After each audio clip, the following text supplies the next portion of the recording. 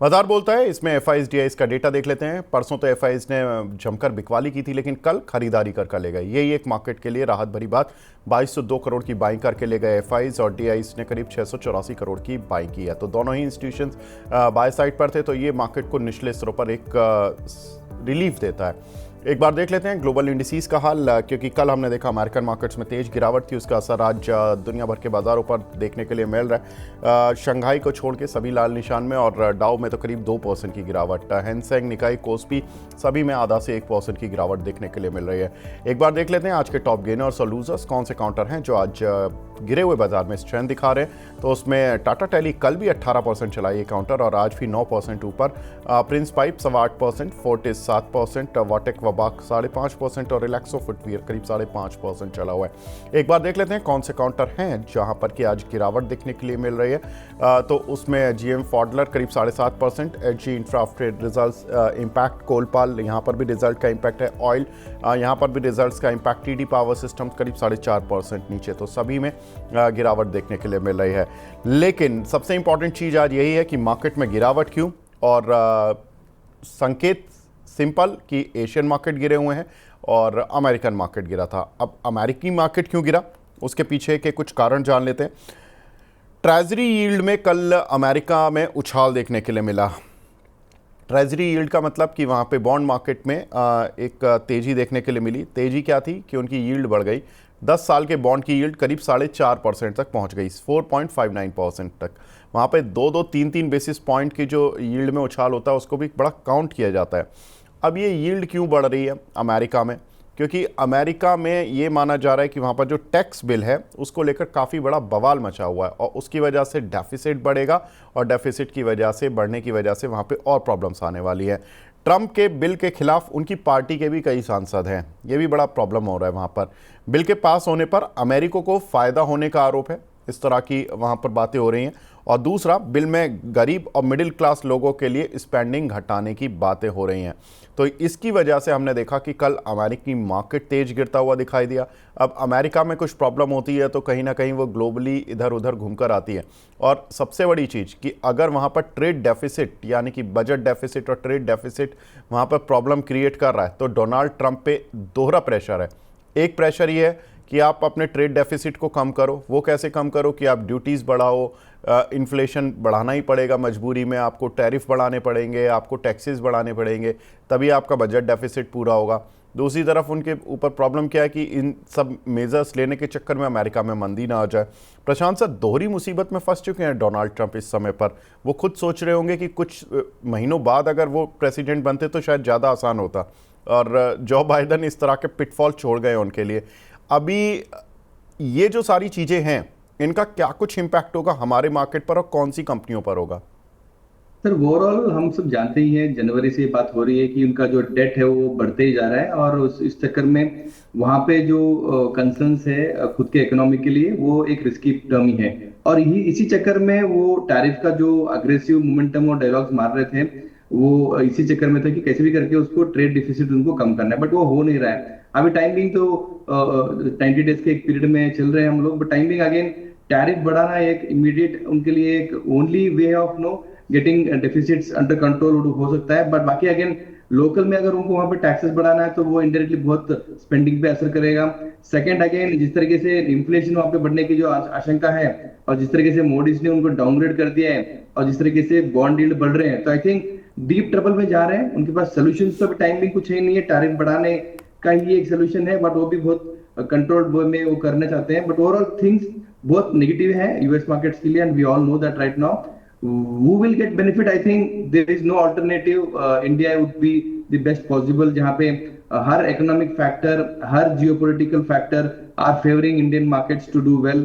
Consumption story हो, low inflation हो, low interest rate scenario हो, और recently जो tensions create हुए थे उसको भी कैसे इंडिया ने हैंडल किया, उसके बारे में भी स्ट्रॉन्ग हो, स्ट्रॉन्ग गवर्नमेंट हो, कैपेक्स ड्रिवन गवर्नमेंट हो।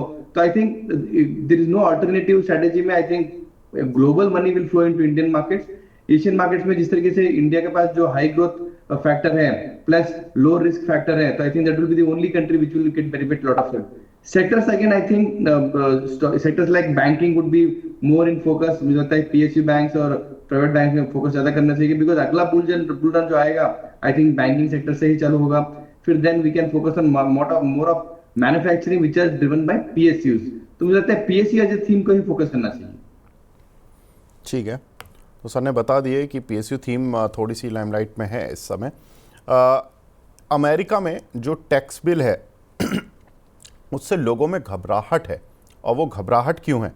टैक्स में छूट का सबसे ज़्यादा फ़ायदा अमीरों को होगा, और वहाँ पर 2.17 लाख डॉलर यानी कि करीब 2.25 लाख मान लीजिए, मोटा मोटा 2.25 लाख डॉलर पर ईयर या उससे ज़्यादा कोई भी कमाता है, उनको टैक्स में काफ़ी बड़ा रिलीफ मिलने वाला है। तो ये एक अमीरों के लिए माना जा रहा है कि टैक्स बिल बनाया गया है। बच्चों के लिए टैक्स फ्री क्रेडिट की जो सीमा है वो $2,000 से बढ़ाकर $2,500 हो जाएगी। सुनने में अच्छा लग रहा है, लेकिन अमेरिका के लोग इससे खुश नहीं हैं। कारण है कि पेरेंट्स के पास सोशल सिक्योरिटी नंबर होना ज़रूरी है। अब जिनके पास नहीं होगा उनको ये बेनिफिट ही नहीं मिलेगा, जिसकी वजह से वहाँ पर 45 लाख बच्चों के पेरेंट्स को ये टैक्स क्रेडिट ही नहीं मिलने वाला है। अमेरिकी कार खरीदने पर ब्याज में छूट मिलेगी, अमेरिका के टैक्स बिल में लिखा हुआ है। उन्होंने कहा है कि ब्याज में करीब $10,000 तक की छूट अमेरिकी कार खरीदने पर मिलेगी। लेकिन उसमें एक चीज़ और लिखी हुई है कि टेम्परेरी रिलीफ है। अब इसके बारे में क्लैरिफिकेशन आएगा कि ये परमानेंट कैसे होगा।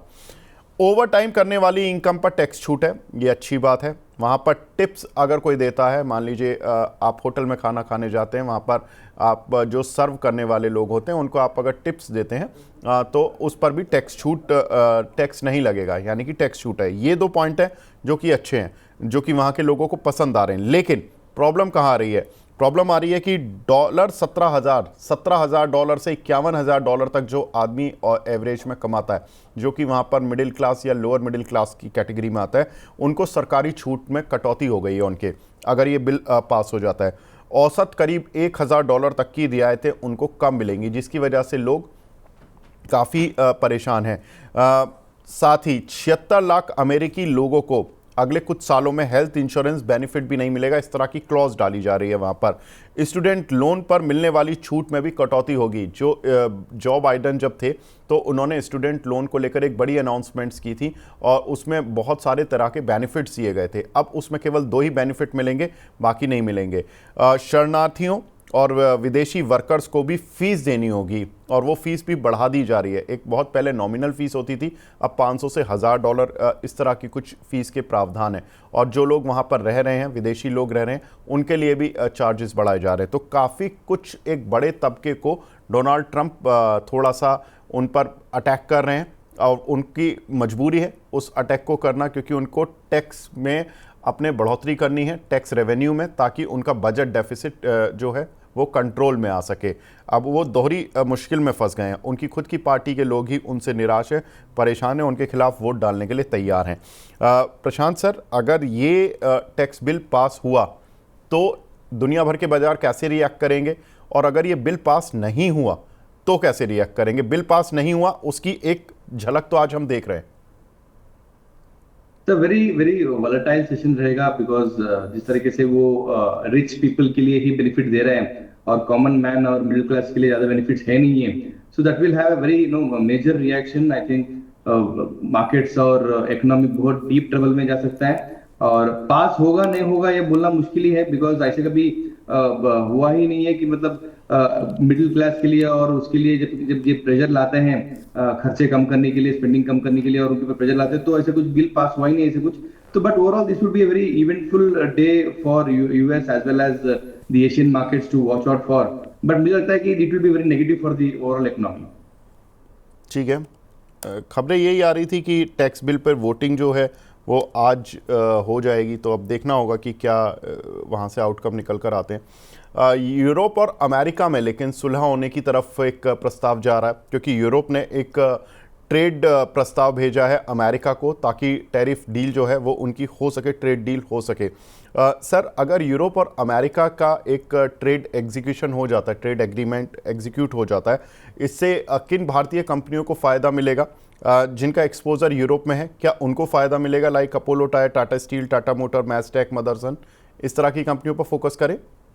ऑब्वियसली करना चाहिए। मुझे लगता है कि जो एवरी 10-15 डेज यूएस के साथ यूएस, ईयू और इंडिया के साथ ईयू, आई थिंक बहुत सारे ऐसे एफटीआई ट्रेड डील्स होने वाले हैं, which is very good for Indian market. मुझे लगता है कि जैसे चाइना का जो स्टार्ट हुआ, यूएस चाइना के बीच में जो डील साइन हुई, उसके बाद से मार्केट्स ने टोटली पॉजिटिव ट्रेंड ले चुके हैं। मुझे लगता है कि जब तक ये सेटल हो जाता है तब तक ओवरऑल मार्केट्स बहुत पॉजिटिव लेंगे इंडियन मार्केट्स के लिए। और जो स्टॉक आपने बताया, मुझे लगता है ज्यादा फोकस टाटा स्टील पे, टाटा मोटर्स पे फोकस करना चाहिए, बिकॉज उनका मेजोरिटी ऑफ द बिजनेस या वैल्यूएशन के हिसाब से it is more focused on the European markets.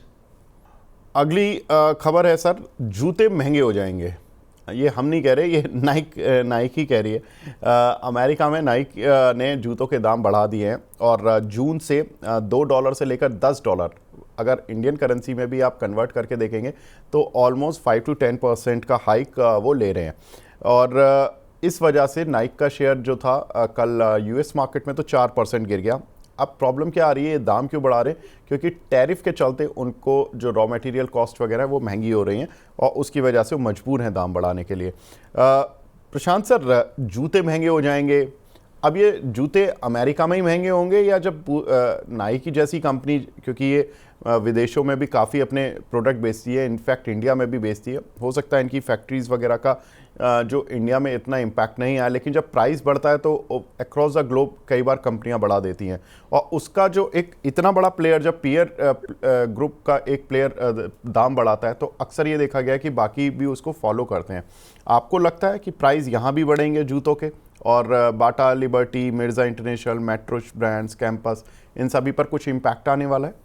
Sir, India is a very different country. मुझे लगता है यहाँ पे प्राइस सेंसिटिव प्रोडक्ट है ये, और यहाँ पे ब्रांड पे ज्यादा फोकस करते हैं। मतलब बाटा में जाओगे, आपको लगता है कि 500 रुपए से लेके 50,000 तक रेंज के तक आपको जूते मिल जाएंगे। अगर वहाँ पे 50,000 के आसपास, जो 15,000 50,000 के बीच में जो प्राइसेस है, वहां पे अगर बढ़ते तो doesn't make it big difference for the buyer. But जो मिडिल क्लास के जो रेंज है वो 500 से लेके 5,000 तक, मुझे लगता है कि वहां पे अगर प्राइस हाइक आता है तो people will change their spending. तो मुझे लगता है कि इंडियन मार्केट्स में प्राइस सेंसिटिव रहेगा for price hike like this what Nike has done. But Nike का जो अगर ग्लोबली प्राइसेस हाइक हुआ है, तो मुझे लगता है कि एवरीवेयर इन द वर्ल्ड जहां पे भी उनके सिमिलर काइंड ऑफ प्रोडक्ट्स रहेंगे, वहां पे प्राइस हाइक आएगा ही। इंडिया में जो मिर्जा इंटरनेशनल है या बाटा है, I don't think they will follow this, because यहाँ पे major focus would be on the raw material which is the rubber. और मुझे लगता है कि वहाँ पे अभी भी स्टेबल और अंडर प्रेशर है रबर प्राइसेस, तो that is going to benefit lot of the shoe makers और leather manufacturers in India. I don't think price hikes India में आ सकते हैं इमीडिएट बेसिस पे। लेकिन सर आज शेयरों में हाइक आ गए हैं। लिबर्टी शूज़ 8% ऊपर है, रिलैक्सो 5% ऊपर है, कैंपस और इन सभी में एक अच्छी स्ट्रेंथ आ रही है। कोई आपको लगता है कि ठीक है हाइक होगा या नहीं होगा ये कंपनियां अपने हिसाब से तय करेंगी, लेकिन कोई आपको लगता है कि यहाँ पे अच्छा लग रहा है, इन लेवल्स पर अच्छा लग रहा है, उसको हम जो हमारी ऑडियंस है उनमें कोई खरीदना चाहे तो खरीद ले? तो ऑलरेडी मुझे लगता है कि प्राइसेस में बहुत मोमेंटम आ चुका है। मैं कैंपस देख रहा हूँ, बाटा देख रहा हूँ, लास्ट 10 एक दिन में मोमेंटम पॉजिटिव हो चुका है। सो आई डोंट थिंक आज का जो हाइक है वो is only the sentimental impact. Shoe as a sector globally में जो प्राइस हाइक हो रहे हैं, तो शायद इंडिया में भी वो प्राइस हाइक या बेटर रियलाइजेशन आ सकते हैं, तो वो समझ के प्राइस हाइक रहेंगे। बट 15 दिन से तो स्टॉक ऑलरेडी ऊपर है, तो फ्रेश पोजीशन तो मैं कोई स्टॉक रेकमेंड नहीं कर सकता हूँ। ठीक है, तो जैसे आज लिबर्टी में मूव है या रिलैक्सो में, तो सर प्रॉफिट बुक करें जो मूव आया है, या मतलब इनको भी होल्ड करें जिन्होंने लिया हुआ है? Better to book profit, because एक दिन में 5 से 10% का मोमेंटम वो स्टॉक में आता है। अगर उसका रीजन कोई और ही है और ग्लोबल मार्केट से है, तो एक दिन बुक करना चाहिए। ठीक है, अगली बड़ी खबर सर, सेंसेक्स की कंपनियों में भी बदलाव होने जा रहे हैं। हो सकता है ये अनाउंसमेंट कल ही आती हुई दिखाई दे, यानी कि 23 मई को सेंसेक्स की कंपनियों में बदलाव की घोषणा आ सकती है। BEL, ट्रेंट सेंसेक्स की कंपनियों में शामिल हो सकते हैं। सेंसेक्स में 30 कंपनियां, इंडेक्स में 30 कंपनियां होती हैं और उनमें फेरबदल होती रहती है समय समय पर। 2 कंपनियां बाहर जाएंगी तो 2 कंपनियां अंदर आएंगी। तो अंदर आने वाली कंपनियां हो सकती हैं BEL और ट्रेंट, और बाहर जाने वाली कंपनियां हो सकती हैं इंडसइंड बैंक और नेस्ले। अब BEL और ट्रेंट में अगर ये दोनों को सेंसेक्स में शामिल करने की घोषणा हो जाती है तो एक्सपेक्टेड इनफ्लो जो, यानी कि इनमें FIs का जो इनफ्लो है या इंस्टीट्यूशनल इनफ्लो है, वो करीब 275 से $278 मिलियन का हो सकता है। क्योंकि बहुत सारे जो विदेशी फंड होते हैं वो इंडेक्स फंड होते हैं, वो सेंसेक्स निफ्टी की कंपनियों में ही इन्वेस्ट करते हैं। तो जब कंपनी अंदर आती है, कोई नई कंपनी अंदर आती है, तो उनको अपने इंडेक्स के ETF को एडजस्ट करने के लिए खरीदारी करनी ही पड़ती है। वो उनके इंडेक्स के जो फंड होता है उसका मैंडेट होता है, तो उसके लिहाज से उनको ये खरीदारी करनी पड़ेगी नेस्ले से। लेकिन जब नेस्ले बाहर जाएगी तो वो आउटफ्लो भी, यानी कि वो माल बेचेंगे भी, तो $200 मिलियन का आउटफ्लो नेस्ले से हो सकता है और इंडसइंड बैंक से $135 मिलियन का हो सकता है। सर, इन चारों कंपनीज पर आपका व्यू, दो पॉजिटिव साइड पर जा रही हैं, दो नेगेटिव साइड पर हो रहा है, किसको खरीदे किसको बेचे? तो दो दो स्टॉक है। एक तो जो आ रहा है BEL, वहाँ पे मैं फोकस हूँ अभी भी। जिस तरीके से मार्केट्स में ये न्यूज़ है कि मतलब उनके ऑर्डर बुक्स बहुत अग्रेसिवली ग्रो हो सकते हैं आगे जाके, और देयर आर सम न्यूज़ से देंगे ये साल में अभी भी मत जो बाकी है ऑलमोस्ट लाइक 5-6 महीने के, मुझे लगता है कि वहाँ पे 50,000 करोड़ के आसपास बड़े फ्रेश ऑर्डर्स उनको आने की एक्सपेक्टेशन है। तो that is giving lot of push to the business model और विजिबिलिटी के लिए। तो Bharat Electronics would be one stock which I should focus on. और इंडसइंड बैंक जो ऑलमोस्ट कल रिजल्ट्स के बाद जो नेगेटिविटी मार्केट में छाई हुई थी, मुझे लगता है कि पूरा डिस्काउंटेड है। और ये जो पैसिव सेलिंग प्रेशर आएगा because of exiting from Sensex, मुझे लगता है कि वो भी एक अपॉर्चुनिटी रहेगा। आज भी देखो आफ्टर पोस्ट रिजल्ट्स जो अनाउंसमेंट आए थे उसके बाद भी जो एक गैप डाउन होके जो रिकवरी स्ट्रॉन्ग दिया है, that shows very strong momentum. और मुझे लगता है कि इंडसइंड बैंक जो इंडेक्स से बाहर जाएगा, that should be also focused. तो इंडसइंड बैंक एंड BEL। आज हालांकि BEL में पॉजिटिव मूव है, ट्रेंड नीचे गिरा हुआ है, इंडसइंड बैंक में पॉजिटिव मूव है, नेस्ले गिरा हुआ है। तो मतलब जो दो बाहर जा रहे हैं उनमें से एक ग्रीन एक रेड है, और जो अंदर आ रहे हैं उनमें से भी एक ग्रीन और एक रेड है। सर, पर BEL जिस तरह से चला है, ऑलमोस्ट 290 से वन वे मूव लिया इसने 385 रुपये तक का, तो अभी रुककर खरीदारी करनी है या यहाँ पर भी खरीदें तो फंसने के चांसेस तो नहीं हो जाएंगे?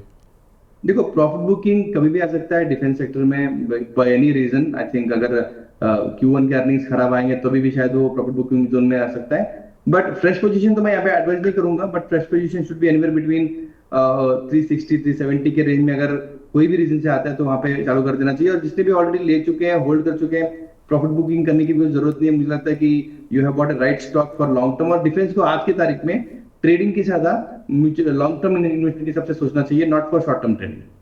अब कुछ एक नतीजों पर बढ़ते हैं। ONGC, कल इसके नतीजे आए मार्केट बंद होने के बाद, और Q&Q रिजल्ट्स देखे तो रेवेन्यूज़ में करीब 4% का जंप था, नेट प्रॉफिट करीब 21% डाउन होता हुआ दिखाई दिया, एबिटा डाउन था ऑलमोस्ट 0.3%, मार्जिन्स 54.3 आए हैं एज़ कम्पेयर टू 56.5 के। प्रशांत सर, कैसे देखें ONGC के नतीजों को? हालांकि मैं देख रहा था कि स्ट्रीट की जो एक्सपेक्टेशंस थी इससे कम थी, तो स्ट्रीट की एक्सपेक्टेशन से तो बेटर आए हैं, लेकिन ओवरऑल नेगेटिव हैं, तो कैसे ट्रेड करें? काउंटर तो आज 1.25% नीचे भी है। देखो, markets were expecting something lower than this, वो सही बताया आपने। बट जो 13% के आसपास जो उनका एबिटा आया हुआ, आई थिंक एवरेज है उनका लास्ट 10 एक क्वार्टर में 13% के आसपास ही आता है। तो हिसाब से डाउनसाइड बहुत लिमिटेड है। अगर खराब होता तो शायद आज वो 5% 10% के आसपास होता। तो ओवरऑल मुझे लगता है कि the stock will go in a consolidation phase. 220 to 40 ये रेंज में शायद स्टॉक थोड़े दिन के लिए ट्रेड करेगा, बट इमीडिएटली कोई अपसाइड तो ट्रिगर है नहीं है, technically as well as fundamentally. ठीक है, अगला काउंटर सर, ऑयल इंडिया आज टॉप लूजर भी है, नतीजे भी उम्मीद से भी खराब आए हैं। रेवेन्यू भले ही 5% आपको बढ़ता हुआ दिखाई देगा, प्रॉफिट भी 30% बढ़ता हुआ दिखाई देगा, लेकिन प्रॉब्लम ये नहीं है। प्रॉब्लम ये है कि कंपनी का जो एबिटा है, यानी कि जो असली फिगर है वो ये दो हैं। एक तो ऑपरेटिंग प्रॉफिट ये 7% गिरा है, और एबिटा मार्जिन्स तो करीब 500 बेसिस पॉइंट गिर गए हैं, 40.7% से गिरकर 35.9% हो गए, जिसकी वजह से जो हम देख रहे हैं काउंटर पर आज गिरावट है। प्रशांत सर, ये मौका है या ये अभी और गिरेगा? आई थिंक थोड़ा प्रेशर तो रहेगा ही। 390 तक अगर स्टॉक नीचे जाता है तो आई थिंक वहां पे एक बेस्ट लेवल रहेगा अकोमोडेट करने के लिए, एक लॉन्ग टर्म इन्वेस्टर्स के लिए। बट ऑब्वियसली यस, अभी तक इसमें कोई काउंटर में कोई बड़ा स्ट्रेंथ है नहीं है, not because of any good results और बैड रिजल्ट्स, बट अभी भी सेलिंग प्रेशर रहेगा। तो wait and watch for 390-400 level, तो फॉर लॉन्ग टर्म इन्वेस्टर्स। ठीक है, अगली खबर की तरफ बढ़ते हैं सर। इंडसइंड बैंक ऑफकोर्स एक तो सेंसेक्स से बाहर जा रहा है, और ऊपर से इसके रिजल्ट्स भी इनके मैनेजमेंट की सोच से बाहर जा रहे हैं। सर, कंपनी का जो बैंक का जो नेट इंटरेस्ट इनकम है वो तो डाउन हुआ करीब 43%, नेट लॉस आया है 2236 करोड़ रुपए का, एज कम्पेयर टू 2347 करोड़ के प्रॉफिट के। ग्रॉस एनपीए भी बढ़े हैं, 3.13% आया 2.25% के मुकाबले। नेट एनपीए भी बढ़े हैं, 0.95% आया 0.68% के मुकाबले। सर कैसे देखें इस रिजल्ट्स के बाद? खबरें ये थी कि अकाउंटिंग डिस्क्रिपेंसीज थी, पहले अकाउंटिंग डिफरेंस थे कि भाई अकाउंट ठीक से नहीं बने, प्रॉब्लम हो गई। लेकिन कल मैनेजमेंट ने इस तरह के इंडिकेशन दिए कि ये अकाउंटिंग डिस्क्रिपेंसीज नहीं, ये कुछ फ्रॉड भी हैं इनके साथ। अब ये फ्रॉड पे जब सर फ्रॉड शब्द जुड़ता है तो हमें याद आ जाते हैं कुछ पंजाब नेशनल बैंक के इवेंट और कई तरह के जो कंपनियों में फ्रॉड्स हुए हैं। तो ऐसा तो नहीं कि सर ये आज एक रिलीफ रैली आ गई है तो आगे अगर फ्रॉड की अमाउंट कभी बढ़ गई, कोई एक और खबर आ गई तो काउंटर झेलने की स्थिति में है या नहीं है? सर ओवरऑल आप देखो, जो लॉस आया 2400 करोड़ के आसपास, it was totally assumed. Markets ने बहुत अजम्पशन ले लिया था, बट बहुत सारे एक्सपेक्टेशंस बहुत कम थे, 500-600 करोड़ के आसपास सोच रहे थे कि लॉस आएगा। बट मेरे अजम्पशन से वेरी क्लियर था, क्योंकि फरवरी में जब उनका जो डेरिवेटिव प्रोडक्ट का जो मिसमैनेजमेंट हुआ था, उन्होंने क्लियरली बता दिया था कि 1500 करोड़ से लेकर 1900 करोड़ तक वो अमाउंट बन सकता है। उसके बाद जो माइक्रो फाइनेंस का जो उन्होंने अजम्पशंस दिया था ऑलरेडी 600 करोड़ के आसपास, तो मैं मोटा मोटी इसको जोड़ता हूं तो 2400-2600 के आसपास उसका लॉस आना ही था, and which is equal to its one quarter of profits. अब जिस तरीके से मैनेजमेंट ने इसको बहुत क्लियरली एडमिट किया है कि जिस तरीके से हुए हैं उसके लिए स्ट्रिक्ट एक्शन लिया जाएगा। And yes, you are right in saying कि ये जो फ्रॉड का जो वर्ड है उन्होंने पहली बार यूज किया है। पहले तो उसको मिसमैनेजमेंट के हिसाब से यूज कर रहे थे, रॉन्ग अकाउंटिंग के हिसाब से यूज कर रहे थे। आज जो उन्होंने यूज किया, वो कल रात को जो कॉन कॉल में यूज किया, वो तो फ्रॉड के नाम पे था। मतलब that will always create, but मुझे लगता है कि प्राइस में this has been totally discounted. आप देखो फरवरी में ये 1000 के आसपास ट्रेड कर रहा था, उसके बाद जो स्लोली चीजें बाहर आने लगी है तो स्टॉक ऑलमोस्ट ये 680 690 तक जाके नीचे आ चुका है। तो मुझे लगता है कि जिस तरीके से जो 400-300 पॉइंट का जो ऊपर से प्राइस टूटा हुआ है, it is already getting adjusted to all the known things happening.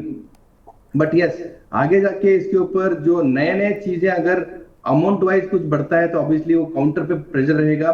But मेरे हिसाब से yesterday we had a very positive view on this कि रिजल्ट्स खराब जितना भी हो, we need to buy the dips. So that buy the dip was the strategy which we were using today morning also. बहुत लोगों ने miss कर दिया है, but I think again 720 should be a stop loss who can maintain at this current level also. देखो company bank थोड़ा सा volatile रहेगा because of these updates. RBI से भी अपडेट्स आएंगे, इनके नए सीईओ को भी अपॉइंटमेंट होगा जून के अंदर, तो volatile तो रहेगा, बट मुझे लगता है कि डाउनसाइड बहुत लिमिटेड है फ्रॉम करंट लेवल्स। ठीक है, अब हमारे साथ दूसरे खास मेहमान भी जुड़ चुके हैं। हमारे साथ मानस जायसवाल सर जुड़ चुके हैं, मार्केट एक्सपर्ट हैं। Manas sir, good morning. Good morning ji. Manas sir, क्या लग रहा है निफ्टी और बैंक निफ्टी क्या लेवल लग रहे हैं सर?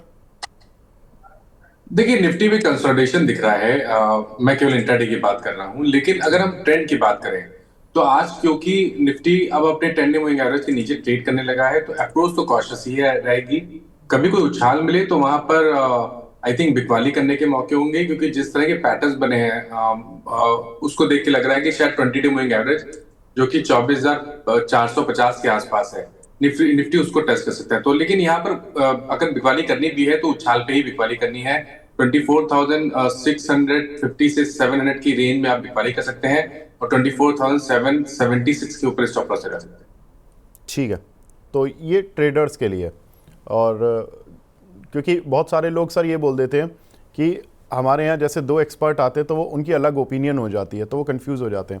मैं बता दूं पहले कि मानस सर टेक्निकल एनालिस्ट हैं, तो उनकी जो राय है वो ट्रेडर्स के लिए, और जो प्रशांत सर हैं वो फंडामेंटल ज़्यादा ब्रॉडली देखते हैं, तो उन्होंने जो बाय डिप्स की सलाह दी है वो उन्होंने लॉन्ग टर्म इन्वेस्टर्स के लिए दी है, और ट्रेडर्स के लिए अलग है और इन्वेस्टर्स के लिए अलग है। दो काउंटर और रह गए प्रशांत सर जिनके रिजल्ट्स आए हैं, फटाफट से ले लेता हूँ। इरकॉन और RVNL। इरकॉन के रिजल्ट्स में गिरावट देखने के लिए मिली, profit 23% down, revenue down, EBITDA down 44%, margins भी 6.8% के मुकाबले 4.2% रह गए। एक बार RVNL पर भी पढ़ देता हूं क्योंकि दोनों एक ही सेगमेंट की कंपनियां सर। रेवेन्यू डाउन करीब 4%, प्रॉफिट डाउन करीब 4%, एबिटा डाउन करीब 5%, मार्जिन में हल्का सा डिप 6.8% के मुकाबले 6.7% आया। सर दोनों पर आपकी राय? ओवरऑल बिजनेस मॉडल बहुत स्ट्रांग है। मुझे लगता है कि जिस तरीके से Indian government is going to increase lot of infrastructure spending on developing the क्या बोलते हैं उसको infrastructure of a railway station, तो I think these two stocks will do very well. Obviously आज का जो गिरावट है आई थिंक वो प्रॉफिट बुकिंग की तरफ से ही जा रहा है। जिस तरीके से स्टॉक ने लास्ट 15 दिनों में दोनों stocks Ircon as well as RVNL ने ऑलमोस्ट 10 से 15 टका का मोमेंटम आ चुके थे on the expectation of very great numbers, but numbers उतने कुछ खास नहीं रहे हैं। तो मुझे लगता है कि वही रीजन से स्टॉक दोनों प्रॉफिट बुकिंग जोन में जा सकते हैं। But I am very much bullish कि मुझे एवरी डिप पे ये दो स्टॉक्स लेना चाहिए। मैंने कल कहीं पर पढ़ा था कि मतलब गवर्नमेंट ऑलमोस्ट 100 प्लस के जो रेलवे स्टेशन है उसको अडॉप्ट कर रहा है और वहां पे इन दोनों को बड़े बड़े ऑर्डर्स मिलने वाले हैं going forward, but it is again 6 months to 12 months story. Every dip has to be bought. Right level should be considered through technicals. ठीक है प्रशांत सर, आप हमारे साथ जुड़े सर, बहुत बहुत शुक्रिया हमसे जुड़ने के लिए और अपना प्रीशियस टाइम देने के लिए as always. Thank you sir. Thank you. Thank you having me. Thank you sir. अगला काउंटर एक और है जिस पर कि रिजल्ट्स पे बात कर लेते हैं। नालको नेशनल एल्यूमिनियम, जहां पर कि रेवेन्यू में 13% का जंप देखने के लिए मिला, प्रॉफिट में 32% का, एबिटा 27% बढ़ा है और मार्जिन्स में भी करीब 600 बेसिस पॉइंट की बढ़त देखने के लिए मिली है। मानस सर, कैसे दिख रहा है चार्ट पर इस काउंटर का स्ट्रक्चर? देखिए चार्ट पे तो जो ट्रेंड है वो पॉजिटिव लग रहा है, क्योंकि यहाँ पर हायर टॉप्स हायर बॉटम्स पहले से बन रहे थे, लेकिन अब स्टॉक अपने 200 मूविंग एवरेज के ऊपर ट्रेड कर रहा है। हालांकि इंटरडे सेशन में हायर लेवल पे एक छोटा सा प्रॉफिट बुकिंग का दौर देखने को मिला है, लेकिन अगर आप पोजिशनल ट्रेडर है या इन्वेस्टर है तो मेरे हिसाब से तो बने रहना चाहिए। जब तक 10 डे मूविंग एवरेज के ऊपर ट्रेड करता रहे तब तक अपनी पोजीशन में बने रहिए। तो 174 के स्टॉप लॉस से बने रहना चाहिए। यहाँ पर ऊपर की तरफ 190-95 की रेंज को ब्रेक करेगा तो फिर एक नया मूव देखने को मिलेगा, जिसमें शायद आपको 225 तक की रैली पे स्टॉक दिखा सकता है।